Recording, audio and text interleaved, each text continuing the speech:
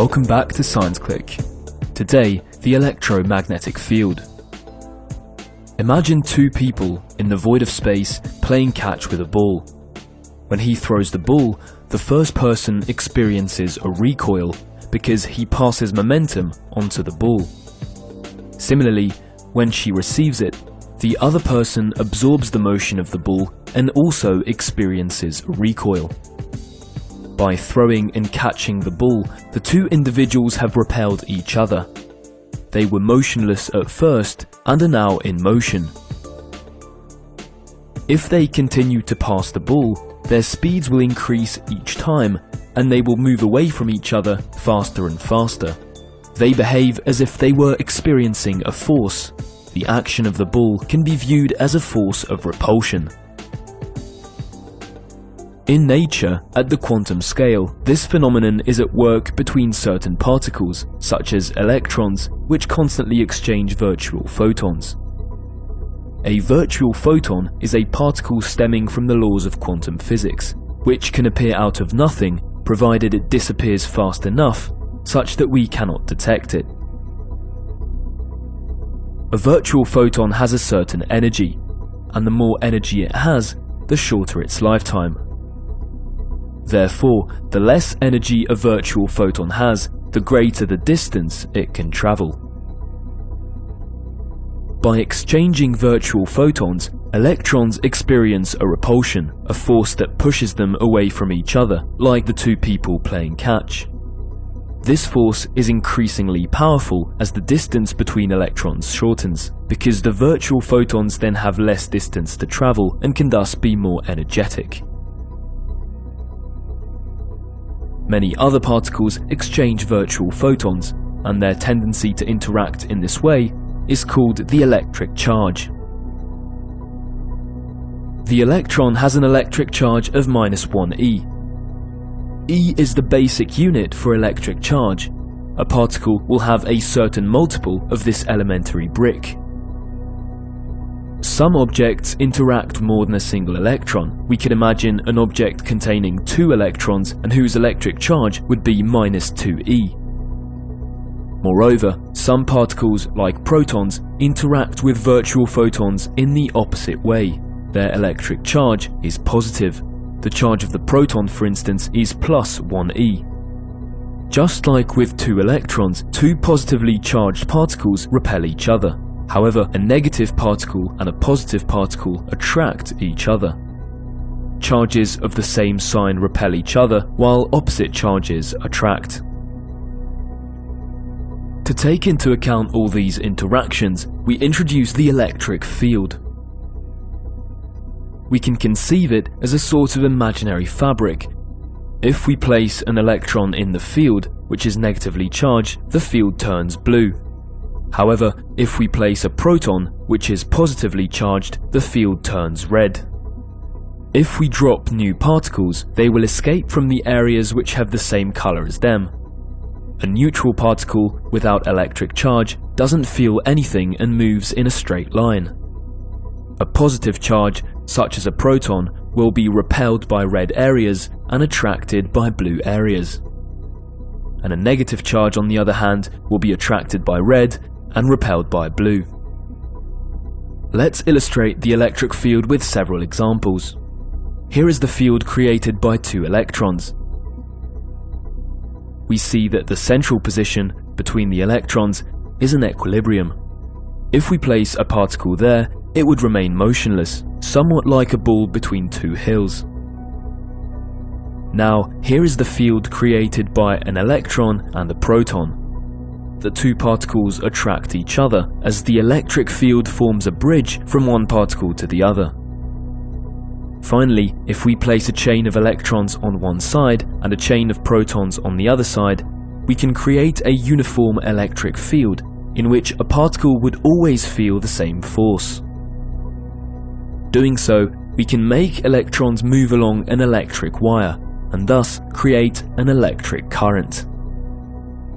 At this point, a disturbing phenomenon comes into play.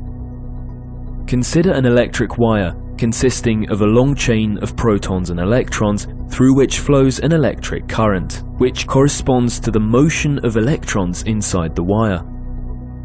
Imagine now that we leave an object a certain distance away from the wire, which carries a positive electric charge. According to what we saw earlier, each proton in the wire repels the apple as their charges are both positive. At the same time, each electron attracts the apple with the same intensity.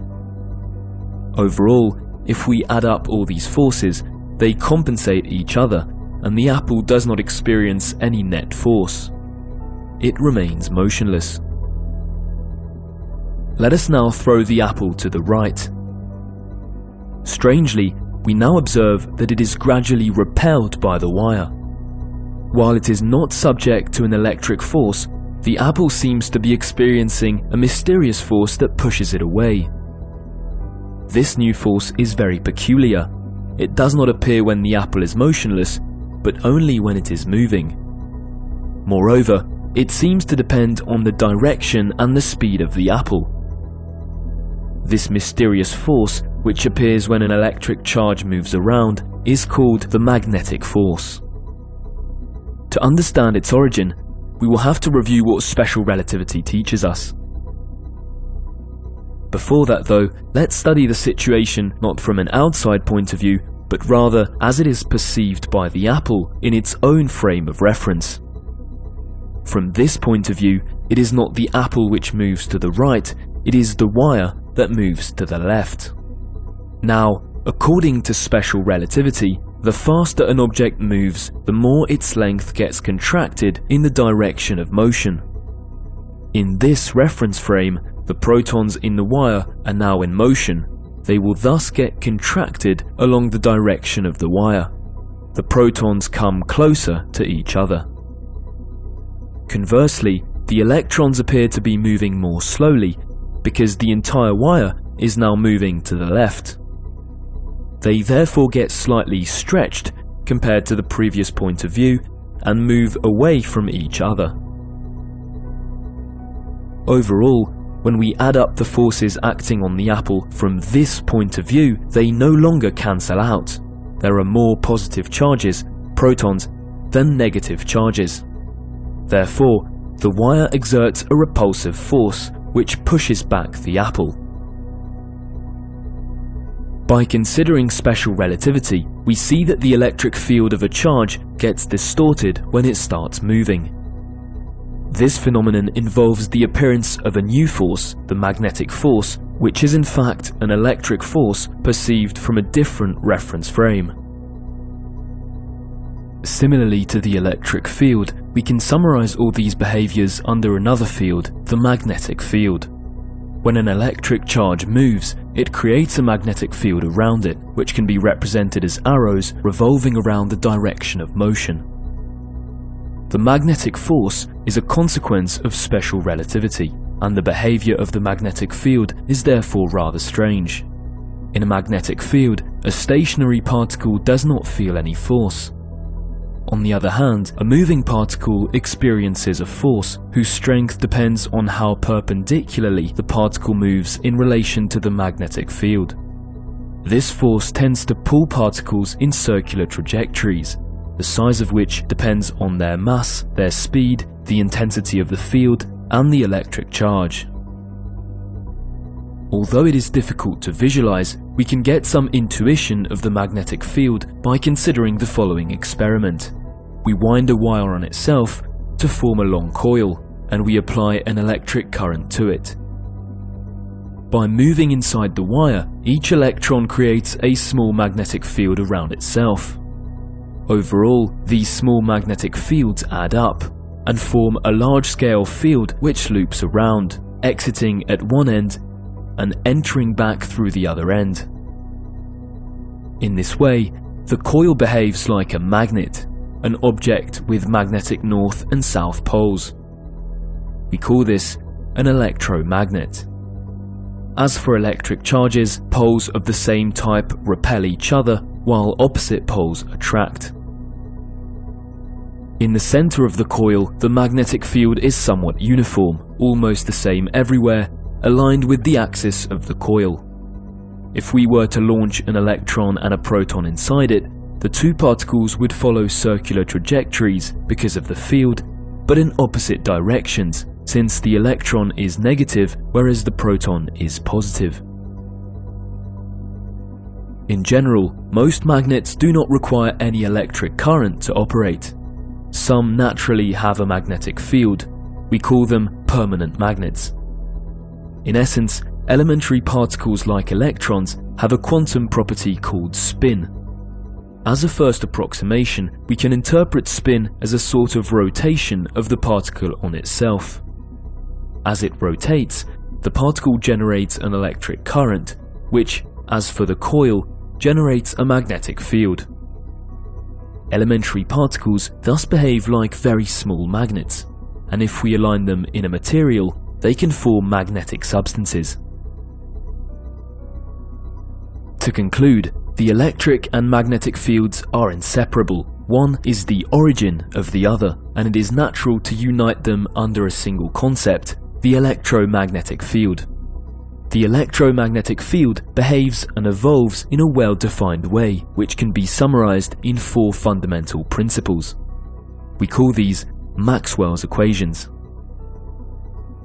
The first equation tells us that an electric charge acts as a source for the electric field. The second equation tells us that standalone magnetic charges cannot exist, objects which would only have a north pole without a south pole, or vice versa. A magnetic north pole always comes with a south pole, and if we try to cut a magnet in two, we inevitably end up with 2 smaller magnets with 2 poles each. The last 2 equations translate how the electric and magnetic fields evolve with respect to each other. The first of these 2 equations tells us that a disturbance in the magnetic field affects the electric field. If we push a magnet inside a coil of wire, the magnetic field changes, which disturbs the electric field and sets the electrons in motion. In this way, by shaking a magnet inside a coil, we can produce an electric current. This is called induction. A change in magnetic field can induce an electric current running through a wire. This technique is widely used by wind turbines, nuclear power plants, or even in telephones to convert motion into an electric signal. Finally, the fourth equation tells us that an electric current, or a change in the electric field, leads to a disturbance of the magnetic field. This last equation is crucial because with the previous one it brings about a circularity. A change in the electric field disturbs the magnetic field, and this disturbance of the magnetic field in turn disturbs the electric field. This alternation between the electric and the magnetic fields allows electromagnetic energy to propagate in the form of waves which travel at the speed of virtual photons. We speak of electromagnetic waves. They include microwaves, X-rays, infrared, or even light. Many fascinating experiments can be explained by the laws of electromagnetism. One of these concerns how we can slow down gravity. To do this, simply drop a magnet over a coil of wire. At first, the magnet falls faster and faster because it undergoes the attraction of the Earth. But as it approaches the coil, its motion causes a change in the magnetic field. This change in the magnetic field sets the electrons within the wire in motion. The fall of the magnet generates an electric current in the coil. A coil with an electric current running through it generates a magnetic field like a magnet. This new magnetic field slightly counteracts the motion of the falling magnet and slows down its fall. Inside the coil, the magnet falls more slowly, as if less affected by gravity.